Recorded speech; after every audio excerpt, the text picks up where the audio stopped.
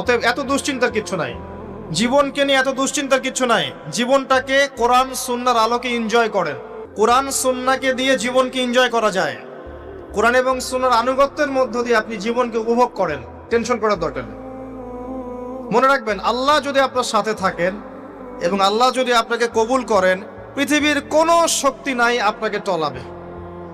পৃথিবীর কোনো শক্তি নাই, পৃথিবীর সমস্ত শক্তি একত্রিত হয়ে আপনার চুল বাঁকা করতে পারবে না, যদি আল্লাহ আপনার সাথে থাকে। আর যদি আল্লাহ আপনার সাথে না থাকে, আইওয়াস শোডাউন দিয়ে কোনো লাভ হবে না, কেউ আপনাকে বাঁচাতে পারবে। অতএব আল্লাহকে আপন করে নেন, যার যার হক তাকে তাকে দেন, নিজের হক আল্লাহর কাছে চেয়ে নেন, ইনশাআল্লাহ আপনি সুখে থাকবেন।